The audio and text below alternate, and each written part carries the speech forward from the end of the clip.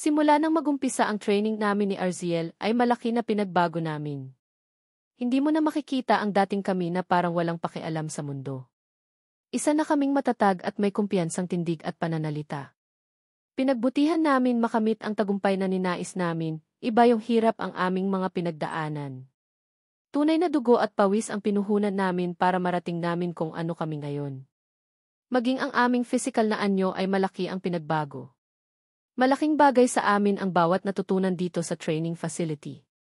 Ang laki ng inimprove namin sa darili bukod sa kaya na naming protektahan ang mga mahal namin.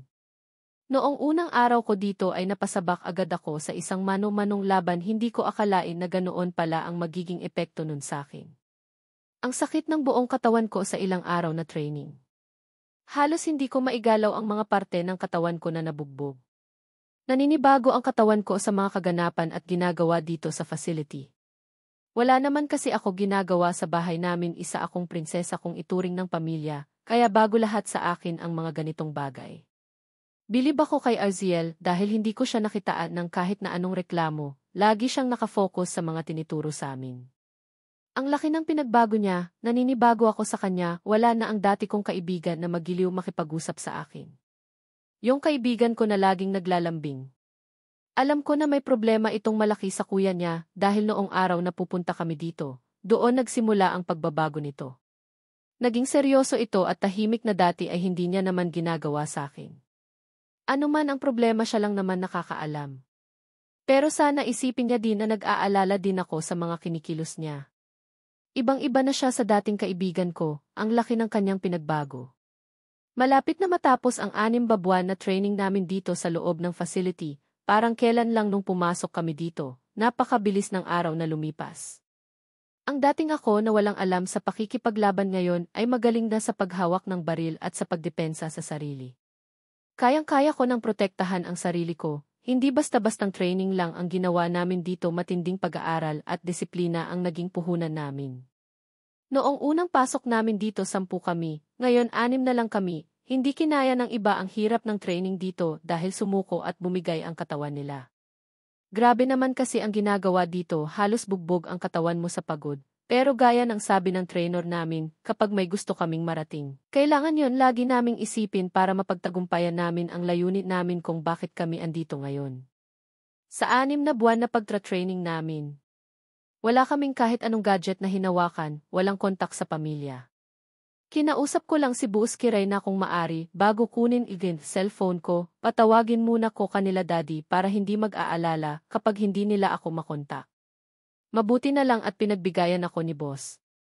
Kahit ang mga kaibigan namin Arziel ay hindi na namin nakita na dinalaw kami dito sa facility. Sa bagay na sabihan naman nila kami na bawal talaga na pumunta sa tagong lugar ng facility para maiwasan na malaman ng mga tao. Pinag-iingat lamang ang mga naglalabas-masok dito sa lugar ng pasilidad. Namimiss ko na ang magulang ko. Alam ko na nag-aalala si dad pero sinabi ko naman na okay lang ako at kailangan ko mag-enjoy kaya wag muna nila ako kontakin. Pagbalik ko malamang kurot ako sa singit kay mom dahil sasabihin nun talagang hindi ko dila kinontak sa bakasyon ko. Pagdating ko sa mansyon, isa sa magiging responsibilidad ko ay ang hawakan na ang negosyo ng pamilya. Magre-retired na si dad dahil may edad na din ito at may mga sakit na din sa katawan, kaya hanggang maari, dapat ay nasa bahay na lang siya, kasama ni mommy na nagliliwaliw. Si Drake ang magiging katulong ko pamamahala ng negosyo. Iniisip ko paano niya pagsasabayin ang serbisyo bilang pulis at bilang negosyante. Kaya dapat makita ko na si Marie pagkalabas ko dito. Isa sa mga misyon ko na kailangan kong gawin. Magpapatulong na lang ako sa mga kaibigan ko para mabilis ang paghahanap ko, baka meron silang kakilala na maaring makatulong sa aking paghahanap. Isang umaga habang abala kaming lahat sa pagsasanay ay dumating si Boss Kiray at Boss AC, hatid ang isang balita na nagpagana sa lahat. Ang lahat ay biglang naging excited dahil sa kanyang sinabi. Alam ko ang lahat sa inyo ay bihasa na sa paghawak ng baril at sa ilang self-defense. Kaya para masubukan natin ang inyong galing ay magkakaroon tayo ng labanan ng bawat isa mula sa pagdepensa sa sarili at sa paghawak ng baril hanggang sa pag-defuse ng natutunan nyo pagdating sa bomba. Si Agent Santan ang makakalaban nyo sa self-defense at ako ang makakalaban nyo pagdating sa baril. At isang agent ang itatalaga ko para subukin ang galing nyo sa pag-defuse ng bomba. Kaya paghandaan nyo ang paligsahan para bukas. Kung sino ang mananalo sa paligsahan at makakuha ng malaking puntos sa aming mga kalaban nyo ay magkakaroon ng premyo mula sa akin. Paliwanag ni Boss Kiray. Galingan nyo. Ibigay niyo lahat ng natutunan inyo para bukas, para kayo ang tanghaling manalo. Tandaan nyo ayoko ng lelembot-lembot kaya hindi ko kayo pagbibigyan. Wika naman ni Boss Satan S. de Santan. Kahit kailan talaga napakadamot sa ngiti ni Boss Santan. Maganda pala siya sa malapitan, kaya lang nawawala ang ganda niya kapag nagmamaangas siya. Baka akala niya kinaganda niya yon. Sana maging close kami, mukha naman siyang mabait, masungit at maangas lang talaga. Si Boss Kiray maganda at maamo ang bukas ng kanyang mukha. Palangiti pa siya kaya ang gaan niya kausapin. Pero si Boss parang pasan niya ang nakaraan, kay bigat ng dinadala niya. Pati mukha niya madamot sa ngiti. Ang hirap niyang ispelengin. Konting mali at puna niya, nanlilisik yung mata niya. Kung hindi lang to alagad ng batas, iisipin ko nag-aadikto, masyadong tamang hinala, natawa na lang ako sa iniisip kong kalokohan kay Boss Santan. Simula nang bumalik ako sa Amerika pagkatapos ng isang bakasyon. Hindi na muli natahimik ang kalooban ko sa kakaisip kay Marian, hindi ko man maamin sa sarili ko, ang alam ko lang na malaki ang naging epekto nito sa pagkatao ko. Lalo na nung huling gabi na magkasama kami at ipinaubaya niya ang sarili niya sa akin. Birhen siya nang makuha ko, kaya alam ko na may pananagutan ako sa kanya. Sa totoo niyan, sa loob ng isang taong mahigit na pamamalagi ko simula nang magkakilala kami ay lagi ko siyang ini-stalk sa kanyang social media account. Kaya lang ilang buwan na din hindi activated ang kanyang account. Ano kaya ang dahilan kung bakit bigla siyang nag-deactivate? Walang araw na hindi siya sumagi sa isip ko. Namimiss ko ang maganda niyang mukha, ang maganda at makinis niyang balat na napakasarap haplosin. Ang mata niyang nangungusap na kapag tumitig sa akin ay nawawala lahat ng pagduda ko sa babae. Siguro nga tama na palayain at sumubok akong muli na magmahal, hindi na ako bumabata, gusto ko na din bumuo ng isang pamilya na matatawag kong akin. Napasarap siguro sa pakiramdam na may anak na sasalubong sayo pagka-uwi mo sa trabaho at isang magandang asawa na sasalubong at mag-aasikaso sayo. Napapangiti na lang ako sa naiisip ko. Na-imagine ko si Marian dala ang anak namin sa opisina ko at masaya kaming sabay na nagtatanghalian sa aking opisina. Ano ka ba naman Draven sa dinami-dami ng babae na may isip mo si Marian pa ang napagpantasyahan mo?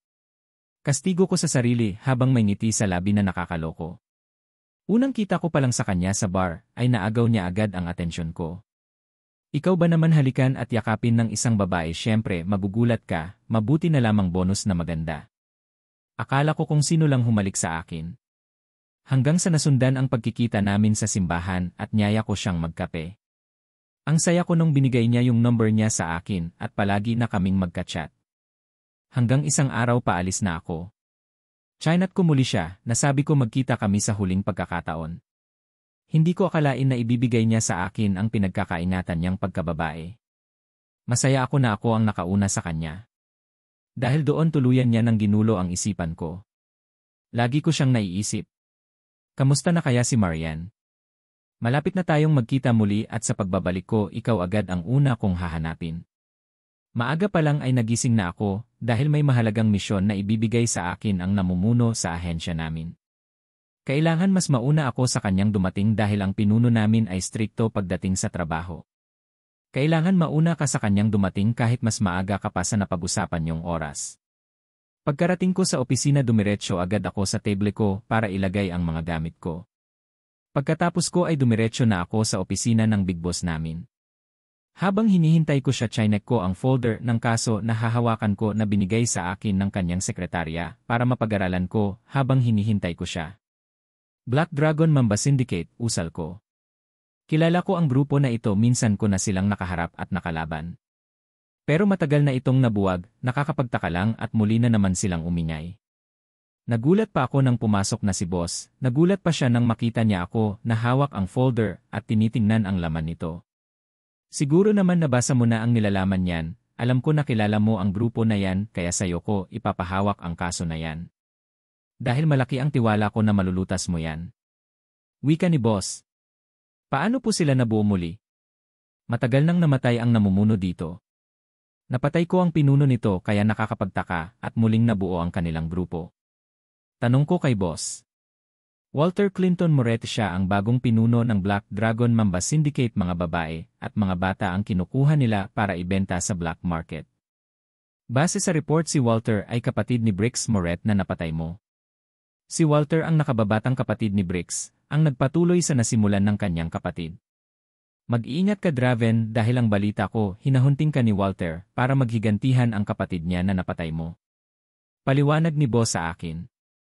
Ang kagaya ni Briggs ay hindi na dapat mabuhay, ginawa ko lang ang tama ng mga oras na yon.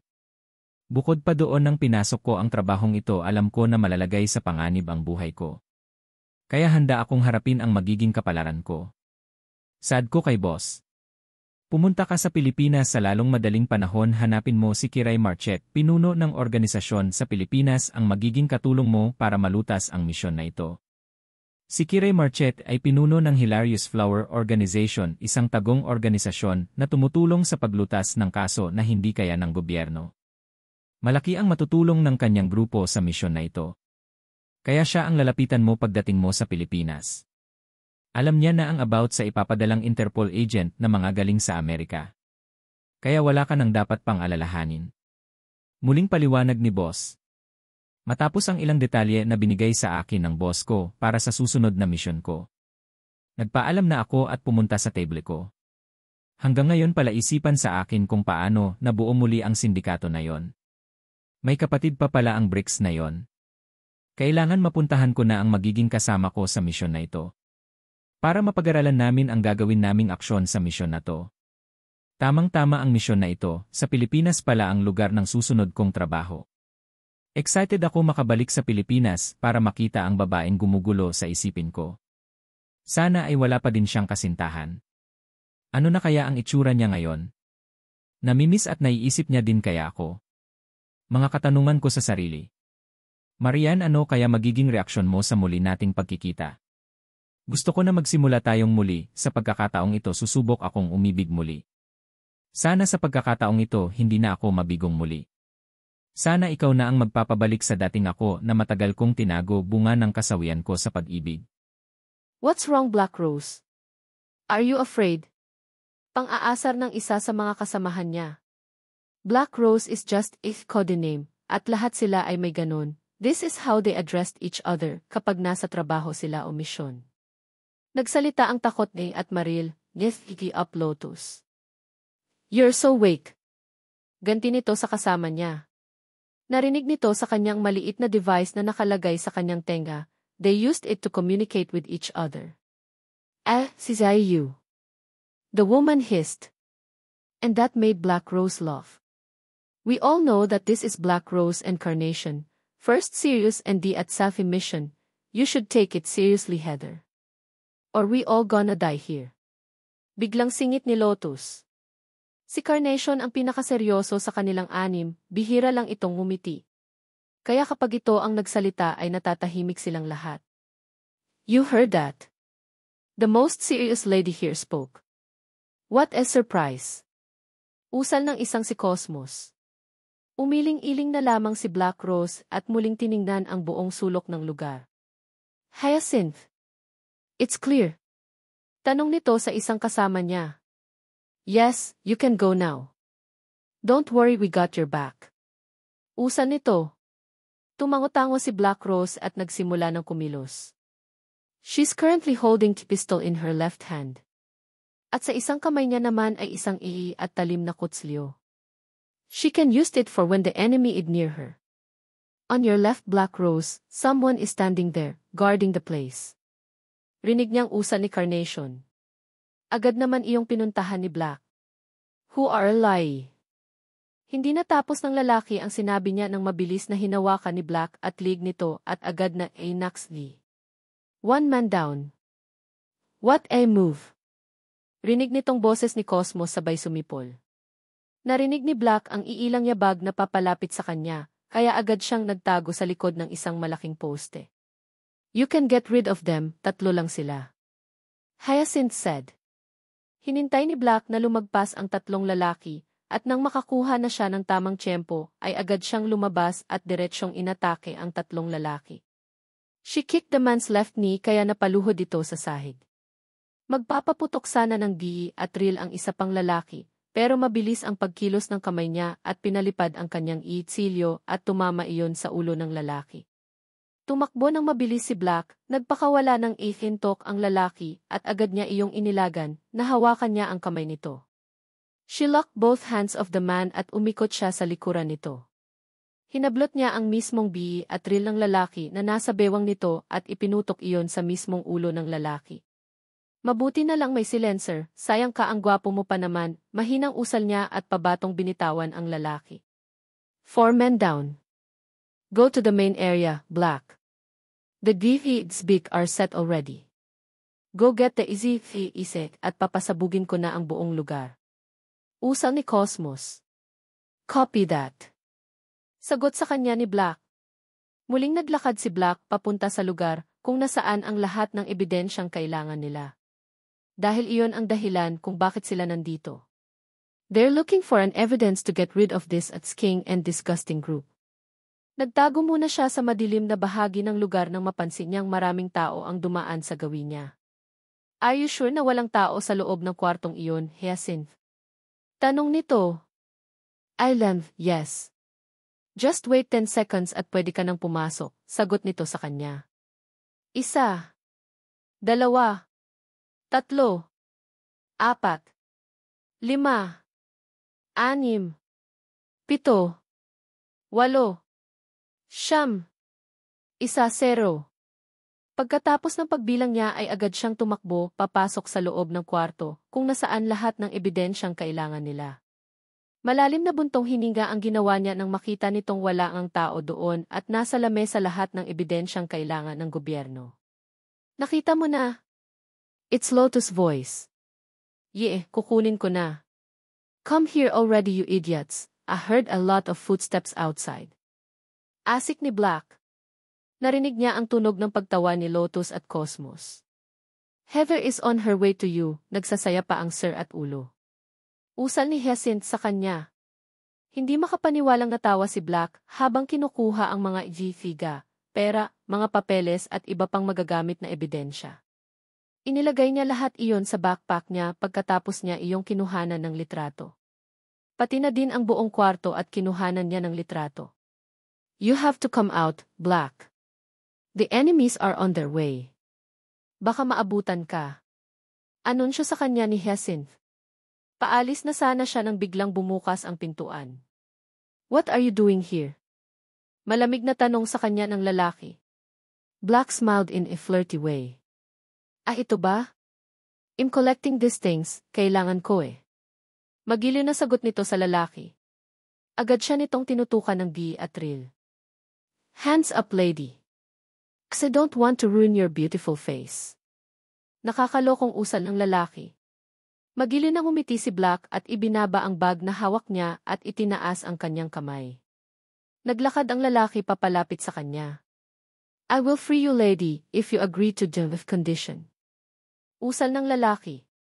Mas lalong lumawak ang ngisi ni Black at iginapang ang kanyang mga palad sa katawan ng lalaki. The man's body froze for a bit. At nang magbaba siya ng tingin ay nakita niyang bahagyang umumbok ang pag-at-di at laki nito. You want me to give you a head? Aren't you? Black said in a seductive way. Kinuha niya ang kamay ng lalaki at inilapit iyon sa kanyang FD. Kiss me, darling. Let's not waste time. Usal niya at bahagyang hinila ang lalaki papalapit sa kanyang mukha. Lumapit ang labi ni Black sa tenga nito. I'll bring you to heaven, darling. Bulong niya. At agad na pinuntirya ang batok ng lalaki at naksak niya iyon. Pinanood ni Black kung paano mapaluhod ang lalaki sa sahig habang ang bibig nito ay nilabasan ng dugo. Stop being a ganda, you idiot. It could kill you. Saad niya pagkatapos ay muling hinablot ang bag niya at tumakbo papalabas ng silid. What took you so long? Ireklamo niya nang makasalubong niya si Heather. May dinaanan lang. How about you? Nakipagbembang ka ano? Banat nito. Inirapan siya ni Black at agad siyang nilampasan. You're really a bitch, Black. Rinig niyang angal ni Lotus sa kabilang linya. Tumawa lang si Black habang tumatakbo papalayo sa lugar. That's the men's weakness. Their packing arousal is the cause of their early retirement. Sagot ni Black. Activate the BAMB Cosmos. A lot of idiots are running after us. Asik ni Heather na nakasunod sa kanya. At ilang segundo nga lang ang lumipas at isang malakas na pagsabog ang narinig niya. Nilingon iyon ni Black at napangisi siya nang makita niyang sumabog na ang buong paligid. Agad nilang narating ang pinagtataguan ng kasama nila. Una niyang nakita si Hyacinth na nakatutok sa computer. Sunod naman si Lotus at Cosmos na may dalang sniper. Where have you been? Tanong niya sa kakarating lang na si Carnation. Walang ekspresyon ang mukha nitong sumalubong sa kanya. Saving your $8 F. Saad nito at dumiretso sa kanilang van. Nakatinginan si Black at Heather. Ganyan ba talaga siya? Black asked. Heather just nod at her pagkatapos ay sumunod ito kay Carnation. Get inside, Black. Aalis na tayo bago pa tayo makita ng kung sino dito. Singit ni Lotus. Kaya agad na din siyang pumasok sa loob ng van at hinubad ang pang-itaas niyang damit. You're really good at flirting, ha? Komento ni Cosmo sa kanya. Black Rose rolled her eyes at her. At tumawa ng nakakaloko. Their snake are their great weakness, so being flirt is useful, my dear. Pilyang sagot nito. Tumawa silang lahat, maliban kay Lotus na seryosong nakatingin sa kanyang laptop. Mission accomplished. It's nice to be back again. Akala ko di na ako makakauwi dahil sa pinagawa ni Boss Kiray. Bago kami pinauwi ni Arziel, pinasabak muna kami sa isang delikadong misyon para subukan kung handa na ba talaga kami sumabak. Nakakatuwa ang unang misyon na ginawa namin. Nakakabuhay ng dugo, tuwang-tuwa ako sa mga nangyari, iba pala yung pakiramdam kapag ikaw na ang andoon. Dati sa mga action movie ko lang napapanood, ngayon ako na mismo gumagawa. Gamit na gamit namin ni Arziel ang mga natutunan namin sa facility, bonus pa nakasama ko ang mga kaibigan namin sa unang misyon. Noong makita namin sila, niyakap namin sila, kasi ilang buwan din kaming hindi nagkita-kita. Akala nga namin noong una ni Arziel may nagawa kaming hindi maganda, kaya pinatawag kami ni Boss Kiray. Yun pala ay sasabak na kami sa misyon kasama ang kaibigan namin. First time namin ang mga ito sa misyon. Ang gagaling nilang makipaglaban, halatang sanay na sila sa trabaho nila. Nakakatuwa lang isipin na maging bahagi sila ng una naming experience, napakasaya lang sa pakiramdam. Matapos ang misyon namin ay umuwi na ako sa bahay kinabukasan, sa bahay muna nila Angela ako nagpalipas ng gabi. Si Arziel nagpaiwan dahil ayaw pa niyang bumalik sa kanila. Napag-alaman kasi namin na lumayas pala siya sa kanila dahil nahuli niya ang kuya niya na may kasiping na iba sa kondo nito. Sinabi pa daw ng kuya niya na kahit kailan hindi siya nito magugustuhan, ginamit lamang daw siya pampainit ng katawan. Bukod doon, wala daw siyang katiting na nararamdaman para kay Arziel. Kaya pala ganoon na lang katindi ang epekto nito kay Arziel. Binago siya ng masakit na salita mula sa kuya niya. Ibang-iba na ang Arziel na kilala ko noon sa Arziel ngayon. Duda ako kung mapasunod pa to ng kuya niya kapag nagkita sila. Ang kaibigan ko ngayon ay isa ng matatag na babae. Carnation ang pinili niyang codename dahil sumisimbolo ito ng love and devotion. Ang nararamdaman niya sa kuya niya ay totoo at walang halong kasinungalingan. Alam ko na pilit niya man kalimutan ang kuya niya ay hindi niya magagawa. Isang bulaklak na malinis ngunit mapanganib, sumisimbolo din ito ng someone never forgotten. Napakalamig na ng pakikitungo ni Arziel sa mga tao. Hindi na tulad noon na masayahin siya. Minsan nga kami nasusungitan pa niya. Kung hindi pa nag-aya si Nessa na uminom, hindi pa niya sasabihin ang dahilan, mabuti na lang at nalasing kaya na idaldal niya ang nangyari sa kanya. Ako lang naman si Black Rose. Hanggang ngayon naiisip ko pa din si Marie. Paborito ng aking namayapang ina ang bulaklak na rose, katunayan marami kaming variant ng rose sa bahay. Iba't ibang kulay na talaga namang minaintain ni Mommy Nora ang ganda dahil maging siya ay nagandahan sa mga bulaklak ni Mommy. Isa pa, para daw palagi pa din daw namin ni Daddy na aalala si Mommy. Kaya ganoon ko na lang mahalin si Mommy Nora dahil hindi siya katulad ng ibang stepmother na masama. Black Rose also means lost dahil hanggang ngayon naghahanap pa din kami sa kakambal ko. Nangungulila sa kanya, makabuelo lang ako sa kumpanya, kikilos na ako para mahanap si Marie. Pagpasok ko sa bahay ay tahimik. Marahil ay nasa dine-in table sila at nag-aagahan. Dahan-dahan akong naglakad at ginulat sila. Surprised? Malakas na pagkakasabi ko sa kanila. Yan, andito ka na anak. Wika ni Mommy kasunod ng isang mahigpit na yakap ang ibinigay niya sa akin. Kamusta ang bakasyon mo, Hija? Mukhang nag-enjoy ka. Umitim ka lang ng kaunti, pero maganda ka pa din anak at namiss ka ni Daddy. Ani naman ng aking ama. Hay naku! Mabuti naman nagpakita ka na alalang-alala sa'yo sila Mom and Dad dahil hindi ka namin makontak. Malapit ka na sana ipahanap sa NDA dahil di ka man lang ang paparamdam. Sabi ko naman kanila Mommy buhay ka pa kasi wala ka pang paamoy na kandila at pagdalaw sa panaginip. Natatawang pambebwesit na naman sa akin ni Drake pero namiss ko talaga siya. Hindi na uso paamoy ng kandila kapag nagpanandang pandagdag paparamdam. Alam mo kung ano uso, hahatakin na lang yung paa mo hanggang sa maihikatakot. Saka alam ko na hindi ako tatanggapin sa impyerno. Aba! Kuya ko kaya ang namumuno ng impyerno, kaya alam ko hindi niya ako papasukin doon at baka mapalitan ko siya. Sagot ko kay Drake na tumatawa. Halika na ngang bata ka na miss namin ang asaran yung magkapatid. Kumain ka na at sumalo sa amin. Wika ni Mommy. Pumunta ako sa tabi ni Drake bago ako umupo ay niyakap niya muna ako at hinalikan sa noo. Miss na miss daw niya ako dahil naboboring daw siya pag hindi niya ako nakikita. Sabi din ni Daddy babalik na ang sigla ng mansyon dahil andito na muli ako. Matapos mag-agahan ay umakyat na ako sa aking silid para magpahinga. Pagod na pagod ako sa misyon namin kahapon. At yung mga hirap sa training parang ngayon ko naramdaman, hindi ko na namalaya na ginupo na talaga ako ng matinding antok. Pasado 4:15 na ng hapon ako nagising, nagulat pa ako na ganoon kahaba ang tinulog ko. Sobrang pagod ko talaga pero ngayon may lakas na ako uli nakabawi na ako. Namiss ko yung kama ko kaya napasarap ako ng tulog. Chinek ko lahat din di social media accounts ko. Ngayon ko na lang nabuksan uli simula nang deactivate ko ang app ko. Pagka-open ko palang napakadami ng messages ang pumasok sa aking app. Pero isang tao lang ang umagaw sa atensyon ko. Friend request ni Marcos Draven Alejandro. Natulala ako sa screen nang makita ko ang app niya hanggang ngayon malaki pa din ang epekto niya sa akin. Ang bilis ng tumibok ng puto bongbong ko este ng puso ko. Bakit parang na-excite akong bigla sa friend request niya? Nakita ko din na may mga messages siya sa akin. Marian, kamusta ka na? Marian, how's your day? Do you still remember me? Galit ka ba, Marian?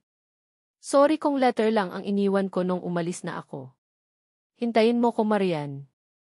I miss you, Marian. Ang dami niya palang mga messages sa akin.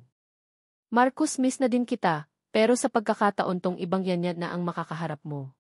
Paghirapan muna ako this time bago mo makuha. Parusa ko yan dayo dahil hindi ka nawala sa isip ko. Excited na din ako makita kang muli. Kung seryoso ka sa mga sinasabi mo sa akin, sino ba naman ako para hindi ka pagbigyan? Kunwari ka pa yan iba naman namimiss mo, baka naman namimiss na ng puto bongbong mo ang suman ni Marcos. Gusto mo lang ulit maulit ang mga haplos at halik niya na nagpabaliw sa'yo ng husto, kaya hanggang ngayon hindi mo siya makalimutan. Aminin mo na girl, yung puto bongbong mo kilig na. Parang tanga lang nakausap ko sa sarili habang natatawa. Marcos Draven, kinikilig na sambit ko sa pangalan niya. Makalipas ang mahigit 1 taon muli na naman tumuntong ang paa ko sa Pilipinas. Kung dati lungkot at kasawian ang nararamdaman ko tuwing tatapak at dadating ako dito, ngayon puro saya at excitement na ang nararamdaman ko. Masaya ako sa pagbabalik ko dahil hahanapin ko ang kalahati ng puso ko. Ngayon ko napatunayan na hindi na lang pagka-miss ang nararamdaman ko sa kanya. Kundi kinuha niya na din ang puso ko. Na-realize ko na mahal ko na si Marian, kaya lahat at gagawin ko para lamang na makuha ko siya at tuluyan na maging akin. Muli ako bumalik sa mansyon na pag-aari ko sa Forbes, ang tagal kong hindi nakapunta dito, tanging mga kasambahay at ilang pinagkakatiwalaan ko lang ang pinamamahala ko dito. Gulat na gulat sila nang bumaba ako sa kotse, hindi nila akalain na sa ilang taon na hindi nila ako nakita, ngayon heto, nasa harapan nila ako. Anak! Ikaw ba yan? Tanong sa akin ni Nana Mila. Opo, Nay. Ako to ang gwapo niyong alaga na hanggang ngayon ay gwapo pa din at lalong gumagwapo. Sagot ko kay Nana Mila. Kumain ka na ba? Halika paghahain kita ng paborito mo. Wika ni Nanay Mila. Nay, okay lang ako, kumain na po ako kanina bago pumunta dito. Huwag na po kayo mag-abala at mapapagod lang kayo. Mas gusto ko pong magpahinga, may jetlag pa po ako. Sagot ko muli kay Nanay Mila. O siya. Umakyat ka na sa kwarto mo at malinis naman yon. Araw-araw ako ang personal na naglilinis doon dahil alam ko bigla ka na lang dadating kagaya ngayon. Masaya ako at nagbalik ka na, mamaya na tayo magkwentuhan, umakyat ka na doon at magpahinga. Gigisingin na lang kita mamayang hapunan. Iluluto ko lahat ng paborito mong pagkain. Wika ni Nana Mila. Niyakap ko muna si Nana Mila bago ako umakyat sa kwarto ko. Namiss ko din si Nana, siya ang nag-alaga sa akin simula nang mamatay ang parents ko. Kaya parang magulang na din ang turing ko sa kanya dahil hindi niya ako iniwan gaya ng pangako niya sa magulang ko. Kaya mahal na mahal ko si Nana kagaya ng pagmamahal ko sa aking ina na namayapa. Ang daddy ko ay maagang kinuha sa amin ni Mommy kaya ngayon ako na lang mag-isa at si Nana Mila ang magkasama. Kaya gusto ko na din magkapamilya para maging masaya naman ang mansyon na to na alaala ng magulang ko. Ayoko ng isang anak lang dahil malungkot mag-isa kagaya ko, solong anak lang ako kaya wala akong karamay sa lahat ng bagay. Iba pa din ang may kapatid na makakasama mo sa lahat ng oras. Pinangako na kapag ako nagkaanak kahit 3 ay okay na wag lang isa kasi malungkot mag-isa. After ng misyon ko na ito, napagdesisyonan ko na din na huminto na sa pagiging agents ko sa Interpol. Dahil ayoko malagay sa panganib ang pamilyang bubuuhin ko kung sakali. Ang mga naiwang negosyo ng pamilya namin ay pamamahalaan ko na sa oras na mag-resign na ako sa serbisyo. Mas maganda na planuhin ko ang lahat bago ko ligawan at ayusin lahat sa amin ni Marian. Lalo pa ngayon na hinahunting ako ng kapatid ni Brix. Ayoko madamay si Marian kaya kailangan matapos ko na ang kasong ito. Andito ako ngayon sa bar, pagkagising ko kanina ay nainip ako kaya nagpunta ako dito para mag-relax. Katagpo ko dito ngayon ang kaibigan kong si Johan at Zach, ang mga loko iniwan na ang Amerika para mag-for good na dito sa Pilipinas. Si Zach alam ko na dito na mananatili dahil may pamilya na ito, masaya na ito sa buhay niya kasama ang asawa niyang si Jonalyn at sa triplets nila. Nakakatuwa, 3 agad ang anak niya. 1 taon na din mahigit ang inaanak ko. Siguro ang saya ng buhay pamilya ng kaibigan ko. Si Johan naman ay pinamahalaan na ang negosyo ng pamilya niya. Natapos na din kasi ang pag-aaral at training niya sa Amerika. Ang alam ko may long-time girlfriend ito, hindi ko alam kung kailan din magsisettle down ang isang yon. Ang alam ko lang, sabi ni Zach Nyaya na magpakasal ni Johan ang girlfriend niya. Tinanggap naman daw ng girlfriend niya kaya hindi na ako magtataka kung isang araw ay ikakasal na din siya. Unang dumating si Johan, nakangiti pa habang palapit sa akin. Natutuwa naman ako at nakita ko na ang mokong na to. Noong binyag ng anak ni Zach, hindi ko nakita ang kaibigan kong ito dahil nasa Amerika at may mahalagang inasikaso. Musta dude? Wika ni Johan at tinapik ako ng malakas. Heto, lalong gumagwapo, magandang lalaki pa din. Nakangiting sagot ko kay Johan. Ang lakas? Ang lakas pa din ng kumpiyansa mo sa sarili, Alejandro. Alalahanin mo sa ating 3 ako lang ang magandang lalaki. Kayo ni Zach, nasa likod ko lang kayo. Komento ni Johan. Namiss ko ang samahan naming 3, mula pa nang magbinata kami ay magkakasama na kami. Nagkahiwa-hiwalay lang kami dahil sa mga personal issues sa buhay. Ganoon pa man, nagkita-kita pa din kami sa Amerika, kaya muli kaming nabuo. Kamusta love life dude? Balita ko nag-propose ka na daw sa long-time girlfriend mo. Ano nga uli pangalan nun? Joy Leons? Tanong ko kay Johan. Dude, 3 months ago nag-propose ako kay Joy. Gusto ko na din lumagay sa tahimik. Isa pa, naunahan pa ako ng kapatid kong si Belle, may pamangkin na ako. Samantalang ako wala pa ding anak. Mahal na mahal ko ang girlfriend ko kahit na minsan bigla na lang nawawala ng walang paalam. Sad ni Johan. Bakit biglang nawawala? Anong ibig mong sabihin? Tanong ko muli sa kanya. Alam mo yun dude? Minsan bigla siyang susulpot na lang sa penthouse ko, tapos biglang nawawala. Minsan na sinundan ko siya, pero may pagkapalos ata yung babaeng minahal ko. Nakatunog ata na sinusundan ko, biglang nawala. Minsan nahihiwagahan din ako sa kanya.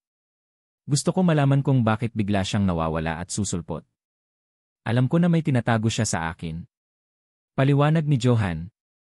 Yenan, nakakaduda nga, gusto mo ba imbestigahan ko siya? Since andito din naman ako at may mission ako. Isabay ko ang pag-imbestiga kay Joy Leons. Wika ko kay Johan. Salamat dude. Ikaw ba kamusta love life mo? Tanong naman ni Johan sa akin. Isa sa dahilan kung bakit ako umuwi ng Pilipinas para suyuin ang babaeng ko kumpleto sa buhay ko. Marian Helena de la Riva ang pangalan niya dude. Nagkakilala kami isa year ago noong umuwi ako dito para sa binyag ng anak ni Zach. Tapos ayon nasundan ang pagkikita namin kaya hahanapin ko uli siya at susuyuin dahil noong umalis ako dito. Hindi na mapakali ang puso ko na makita siya. Paliwanag ko naman kay Johan. Natutuwa ako dude, binuksan muna muli ang puso mo pagkatapos ng insidente sa inyo ni Madel. Paano kung bumalik siya at huminge ng tawad sa'yo? Tatanggapin mo ba siyang muli? Tanong muli ni Johan. Hindi ko alam ang sagot sa tanong mo dude. Isa pa wala na siya sa puso ko. Si Marian na ang nagmamayari nito. Siya lang ang babaeng gumulo sa isipan ko simula nang bumalik ako sa Amerika. Isa pa andito ako para kay Marian at kung dumating man si Madel sorry to say na lang naka-move on na ako. Walang-wala siya sa babaeng kinahuhumalingan ko ng 1 taon. Ani ko kay Johan. Lumalim na ang gabi at patuloy pa din kami umiinom ni Johan hanggang sa nagchat si Zach na hindi makakarating dahil may emergency na nangyari kay Jonalyn. Dali-dali kaming umalis ni Johan at pinuntahan si Zach para makatulong kung sakaling kailanganin niya ng tulong. Halos paliparin namin ni Johan ang sasakyan namin makarating lang sa lugar kung saan naaksidente ang asawa ni Zach na si Jonalyn. Nagulat kami sa binalita ni Zach sa amin na naaksidente ang asawa niya.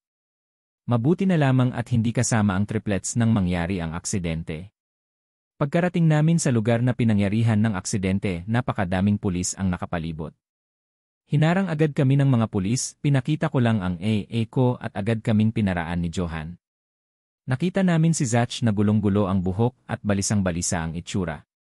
Pre, anong nangyari? Tanong ni Johan. Hindi ko alam pre, kanina tumawag si Jonalyn sa akin, may sumusunod daw sa kanya. Akala niya nagkataon lang kaya tumawag siya sa akin. Habang magkausap kami naririnig ko natataranta na yung boses niya dahil maabutan na daw siya. Nag-aalala ako paano kung, hindi ko kaya pre, si Jonalyn ang buhay ko paano na ang anak namin mga bata pa sila. Natatarantang paliwanag ni Zach. Huwag ka magsalita ng ganyan dude ligtas si Jonalyn nakakabalik din siya sa inyo. Tatagan mo ang loob mo. Wika ko kay Zach. Habang pinapalakas namin ang loob ni Zach nakita namin ang tow truck crane na inaakyat ang kotse na nalaglag sa bangin. Durog na durog ang itsura nito. Pagkababa ng kotse ganoon na lang ang panlulumo ni Zach nang may nakita siyang bahid ng dugo sa sasakyan. Asan ang asawa ko? Hanapin niyo ang asawa ko. Ibalik niyo ang asawa ko. Galit na ani ni Zach sa rescue team. Kasabay ng isang malakas na sigaw Jonalyn. Inalalayan namin ni Johan si Zach hanggang sa makauwi kami sa bahay nila ni Jonalyn. Alam namin ang sakit na nararamdaman ni Zach sa mga oras na tumasaya ang pagsasama nila ni Jonalyn tapos ganito ang mangyayari. Kung sino man ang gumawa nito magtago na siya dahil malupit magparusa ang isang Hendrik Zachary Collins lalo na pagmahal niya ang involved. Pagpasok namin sa mansyon narinig namin ang iyak ng mga anak nila Zach at Jonalyn marahil nararamdaman ng mga bata ang nangyari sa kanilang ina kaya iyak sila ng iyak. Sir Zach, kanina pa po umiiyak sila Zayden, Hunter at si Jasmine. Ayaw po nilang tumahan. Wala naman pong masakit sa kanila. Wika ng katulong ni Zach. Kinuha ni Zach si Jasmine, kinuha naman ni Johan si Zayden at kinuha ko si Hunter para patahanin. Yakap-yakap lang ni Zach ang mga anak niya habang malalim ang iniisip, kung ano man ang iniisip niya panigurado ang nangyari sa kanyang asawa. Naawa ako sa triplets sa murang edad nila mukhang maaga pa sila mawawalan ng ina. Hindi kaya dude, very ko lang to, hindi kaya isa sa gumawa sa asawa mo nito ay isa sa mga nakabangga mo? Tanong ko kay Zach. Yan nga ang iniisip ko pre, oras na malaman ko kung ano ang lumabas sa investigasyon humanda siya sa akin. Nagkamali siya ng taong babanggain niya. Hindi ako titigil hanggat wala akong lead na makuha. Magbabayad ng malaki ang may gawa nito, kukunin ko pati interest kapag nalaman ko kung sino man siya. Maliit pa ang mga anak namin para mawalan ng isang ina. Hindi ako matatahimik hanggang hindi ko nakukuha ang hustisya na gusto ko. Paliwanag niya sa akin. Tutulungan kita dude sa pag-imbestiga, alam ko mas mapapabilis kapag maraming tutulong sayo. Huwag ka mag-alala, andito lang kami ni Johan para sayo. Ani ko kay Zach. Doon na lang muna ang mga bata sa bahay kasama ni Belle. Para matingnan ng maayos ang mga anak mo habang abala ka sa kaso ni Jonalyn. At least doon may kalaro mga anak mo, isama mo na lang mga yaya ng anak mo para kahit papaano kampante ka. Wika ni Johan kay Zach. Alam namin na hindi biro ang pinagdadaanan ng kaibigan namin ngayon, kaya hanggat maari ay susuportahan at tutulungan namin sa abot ng makakaya namin. Kinabukasan bumalik kami sa pinangyarihan ng aksidente ni Jonalyn. Umikot kami sa kabilang bahagi ng bangin. May nakita kaming daanan na pwedeng babain ang bangin, bumaba kami kasama ni rescue team, ngunit wala kaming nakita na kahit na anong bakas ni Jonalyn. Kaya malakas ang kutob namin na buhay pa ito. Dalawa lang iniisip namin na posible na nangyari kay Jonalyn, may nagligtas sa kanya o hawak siya ng taong may kakagawan ng aksidente. Ano man ang sagot sa katanungan namin, hindi maipagkakaila ang matinding galit sa mata ni Zach. Nagtatagis ang kanyang bagang at kuyom ang kanyang kamao dahil sa nangyari sa kanyang asawa. Isang babae ang lumuluha habang nakatingin sa isang lalaki na galit dahil sa nangyari sa aksidente ng kanyang asawa. Gustuhin man magpakita ng babae ay hindi niya magawa dahil alam niya na mas malaki ang problema na kakaharapin ng asawa niya once na malapit siya sa asawa at anak niya. Hindi niya kakayanin kung pati mga anak at asawa niya ay madamay sa mundong ginagalawan niya. Mas gugustuhin niya pang umiyak at masaktan ng malayo kaysa makitang madamay ang pamilya sa kasakiman ng pamilya niya. Humingi siya ng tulong sa matalik niyang kaibigan na si Lotus, isang agent sa tagong organisasyon. Alam niya na matutulungan siya ng kanyang kaibigan. Kung hindi dahil kay Lotus, hindi babalik ang alaala niya bago niya makilala ang asawa niyang si Zach. Siya si Jonalyn Enrique na ang totoong pangalan ay Xiki Khaleesi Sebastian, isa siyang nag-iisang anak ng mag-asawang bilyonaryo. Makapangyarihan ang angkan na ginagalawan. Isang aksidente na gawa ng kapamilya niya ang naging sanhi ng pagkawala ng alaala niya. Ngunit bumalik ang alaala niya nang makita niya ang matalik na kaibigan at sinabi sa kanya ang katotohanan. Alam ni Xiki na sakim ang tiyuhin niya, gagawin ang lahat makamkam lang ang yaman ng pamilya niya.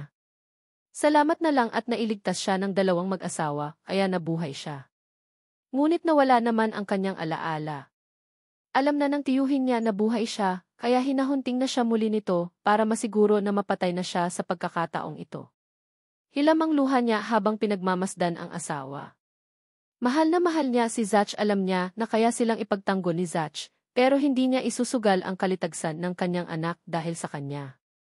Mabuti na lang at walang alam ang mga taong nag-imbestiga sa kanya dahil sa tulong ng kaibigan niya at organisasyon nito. Beshi, tulungan mo ko, gusto ko maging katulad mo.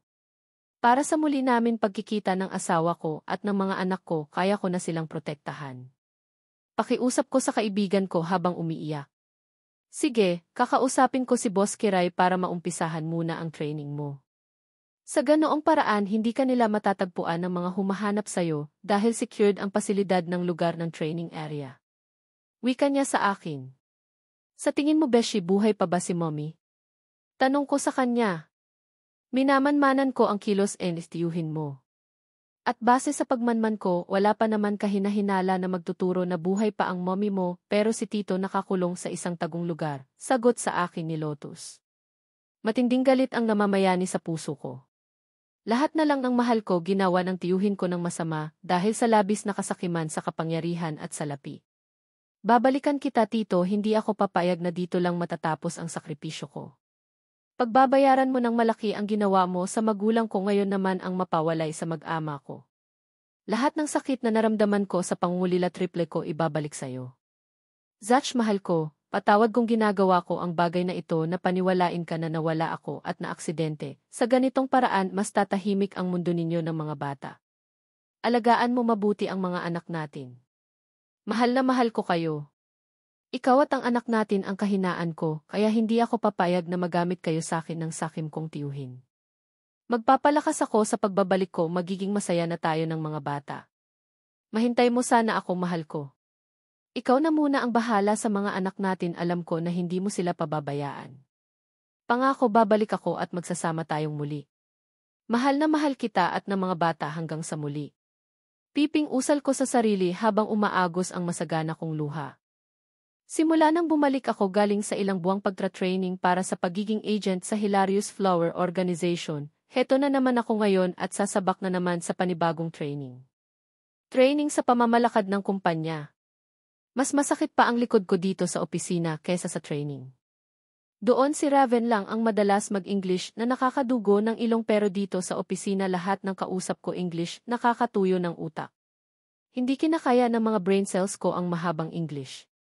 Nagulat na lang ako na humangos ang sekretarya ko palapit sa akin na tila takot na takot.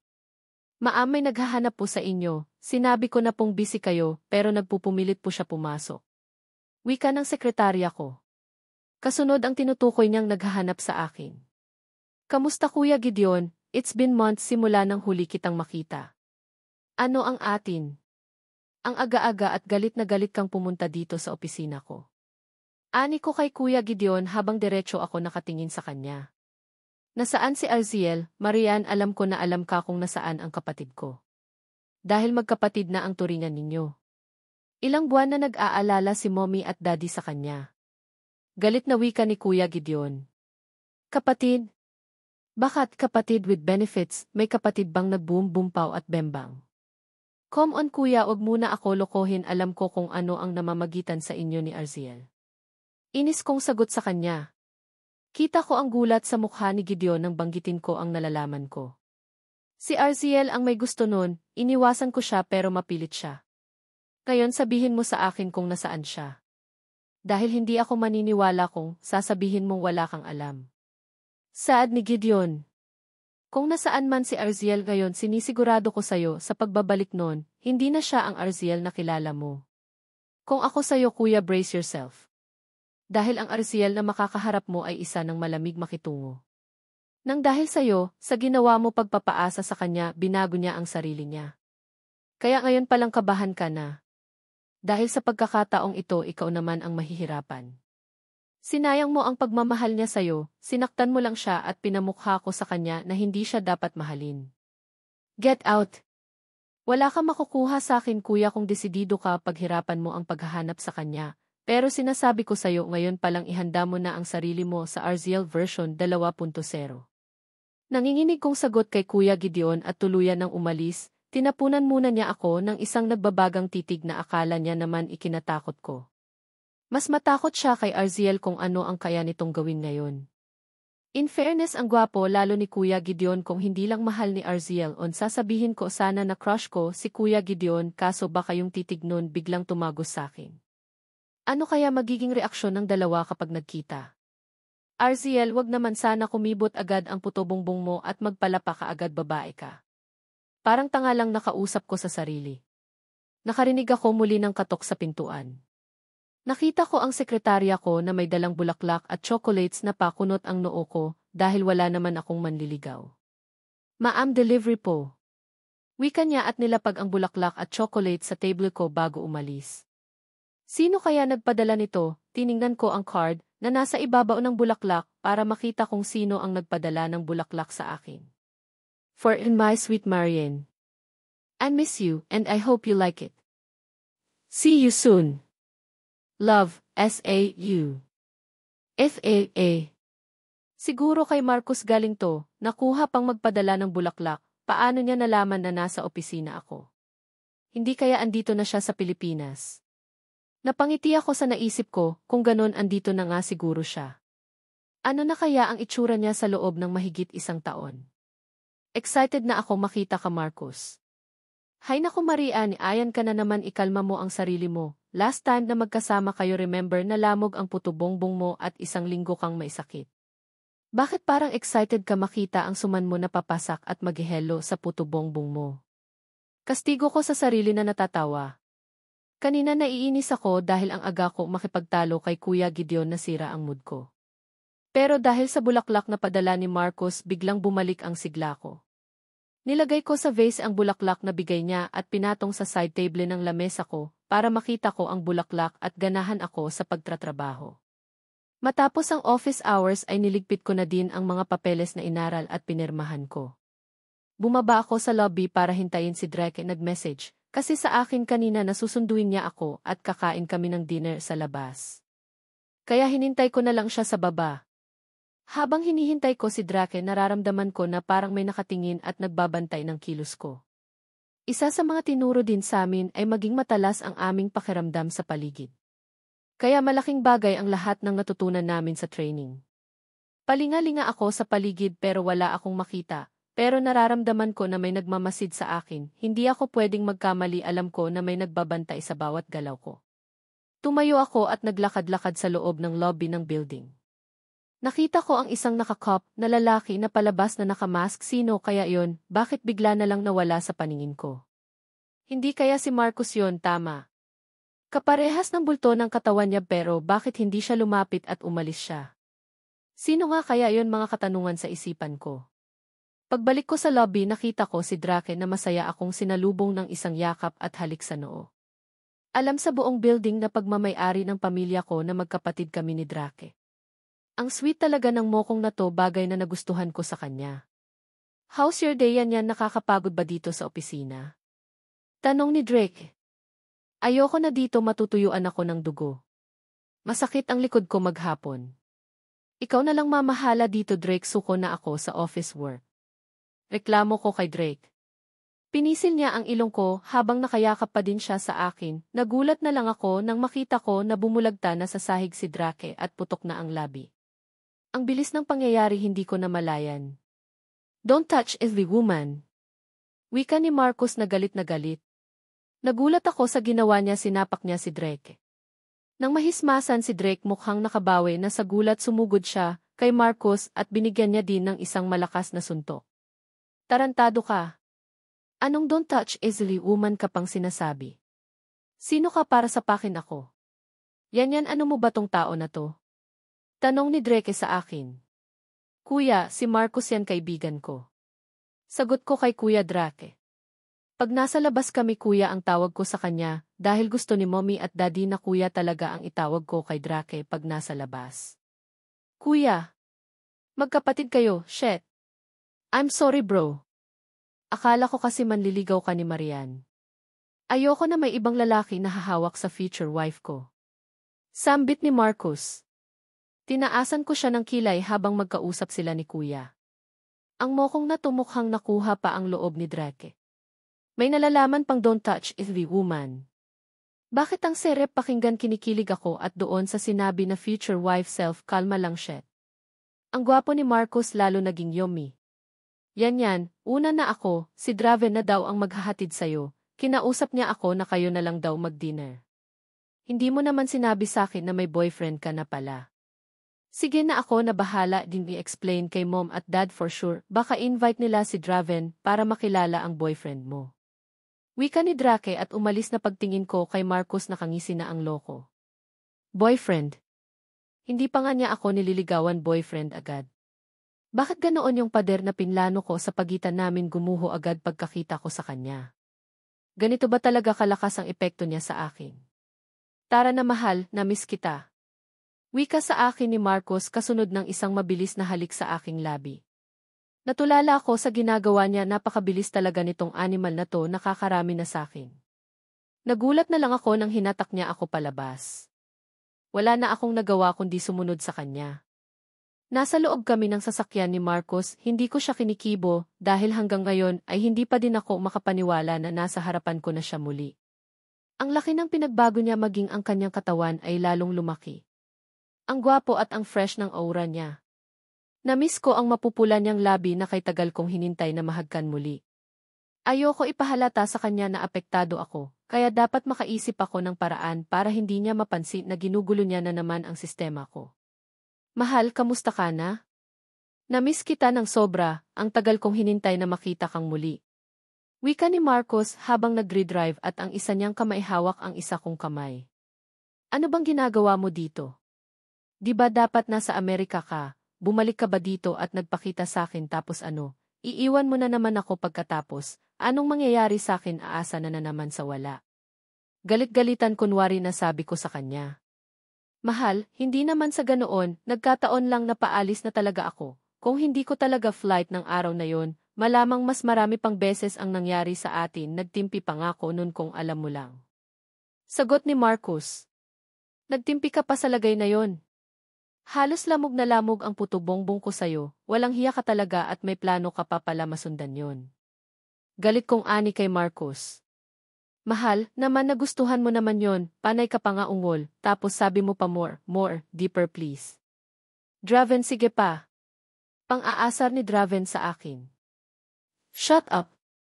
Ayoko marinig. Ganti ko sa kanya. Tumingin sa akin si Marcus at iling-iling na lang sa akin habang nagmamaneho. Aminin ko man o hindi na miss ko talaga siya, dinadaan ko lang sa galit para di niya maramdaman na tuwang-tuwa ako makita siyang muli.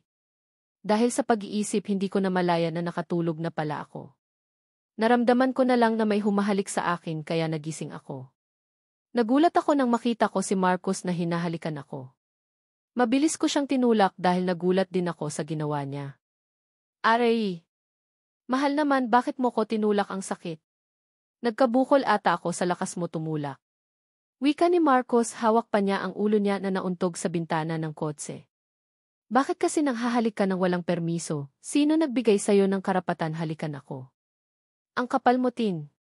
Sagot ko kay Marcus. Namiss talaga kita, saka ayaw mo kasi magising kaya hinalikan kita. Di ba si Snow White at Sleeping Beauty para magising ay hinalikan ng Prince Charming para magising? Kaya hinalikan kita. Ang ganda-ganda mo kasi hindi ko mapigil. Ani ni Marcus sa akin. Prince Charming yung humalik sa kanila, sa akin halimaw ang humalik. Makahalik ka sabik na sabik lang, halos sakupin mo buong bibig ko sa paghalik mo. Saad ko sa kanya habang tawa ng tawa ang loko. Huwag ka na magalit, let's get inside para naman makakain ka na. May papakilala ako sa'yo. Wika ni Marcus at niyaya na akong pumasok sa isang malaking bahay. Pagkababa namin ay dumiretso na agad kami sa entrance ng bahay nila. Namangha ako sa nakita kong disenyo ng bahay, napakaganda, mukhang matagal na ang bahay na ito, pero napanatili pa din ang pagiging antike. Nakita ko sa bungad ng entrance ay mailarawan ng mag-asawa, marahil magulang ito ni Marcus. Ginala ko pa ang paningin ko sa ibang sulok ng bahay, talagang napakaganda talaga. Ang sarap sigurong tumira dito para akong nasa makalumang panahon. You like it? Ang bahay na to, sa mga magulang ko to, matagal ko nang hindi napuntahan.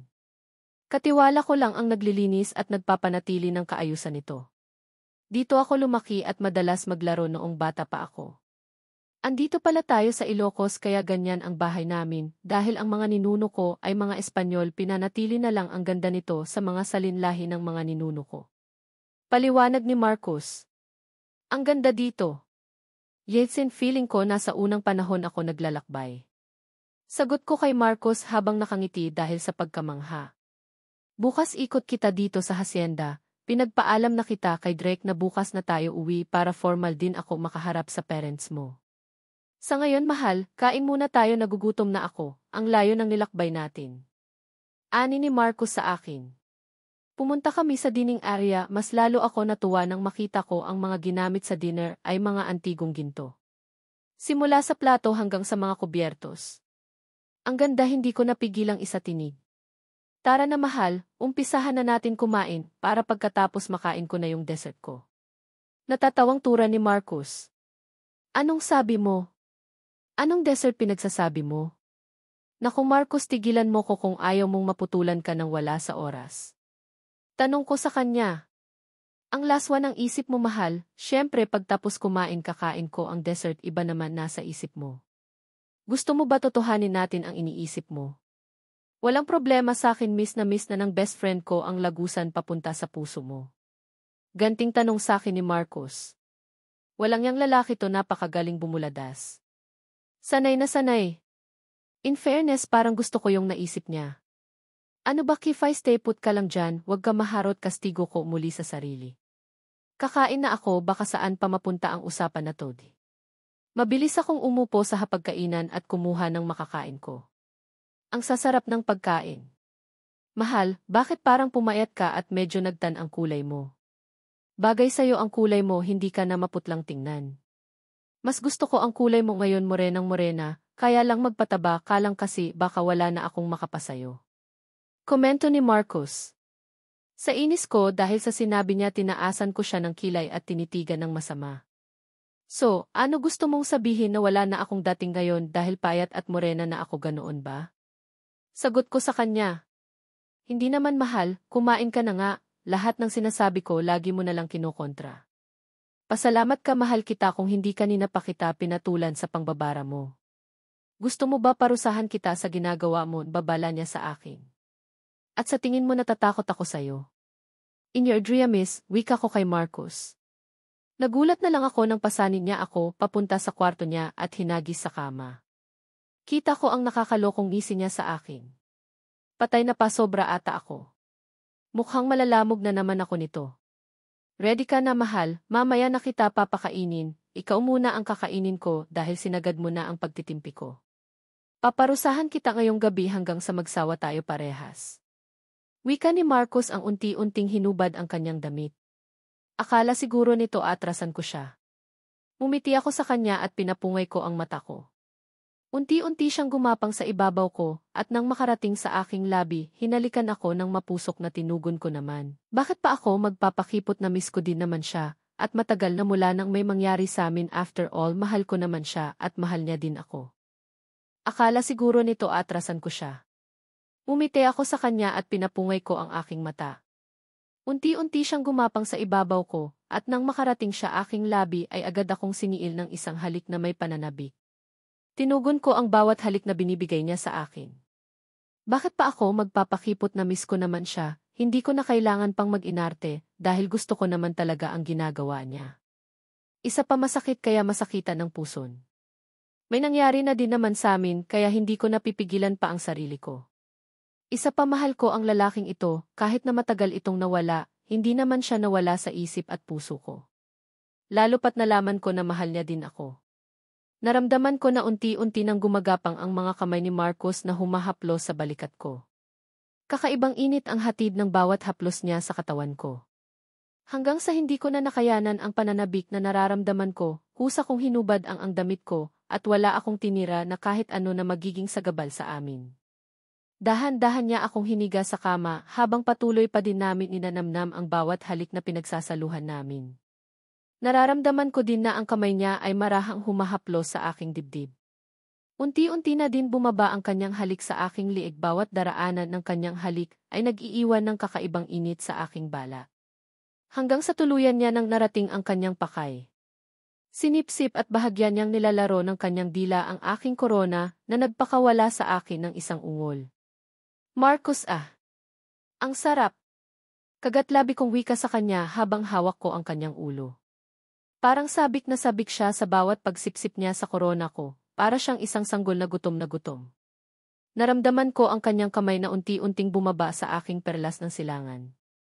Ibinuka niya ang aking hita gamit ang kanyang kamay at malaya niyang sinasalat ang aking puto bongbong na ngayon ay namamasa na dahil sa sarap na dinudulot niyang paghimas at pagdede sa aking korona. Napaigik ako bahagya nang maramdaman ko na pinasok ni Marcos ang isang daliri niya sa akin, pero panandilian ko lang naramdaman hanggang sa isang daliri ay naging dalawa na naglalabas-masok sa aking lagusan. Marcos, shit! Oh! Ang sarap, muli kong halinghing sa ginagawa niya. Mahigpit na yakap ang ginawa ko sa kanya nang maramdaman ko na may namumuong tensyon na sa aking puson. Kasabay ng paglabas ko ng aking likido ay siyang halik niya sa akin. Napadiin ang halik ko sa kanya dahil sa nakakapanghina, ngunit iba yung sarap na pinaranas niya sa akin. Maya-maya gumapang muli ang kanyang halik sa aking liig pababa sa aking dibdib hanggang sa makarating ang kanyang labi sa aking puto bongbong. Ramdam ko ang bawat init ng hininga niya na dumadampi sa akin at hagod ng dila niya sa aking puto bongbong muli na naman bumalik ang init na nararamdaman ko. Bawat hagod ng kanyang dila kiliti ang dulot nito sa akin. Ang isa niyang kamay ay humihimas naman sa aking dibdib. Halos panawan na ako ng ulirat dahil sa sarap. Hindi ko na alam kung saan ko ibabaling ang ulo ko at kung saan ako hahawak. Naramdaman ko muli ang panginginig ng hita ko nang muli kong marating ang inaasam kong sarap. Halos sapuin lahat ng bibig ni Marcos ang aking nilabas na katas, wala siyang pinalampas sa bawat patak. Ang sarap mo mahal. Namiss ko ang vitamins ko na galing sayo.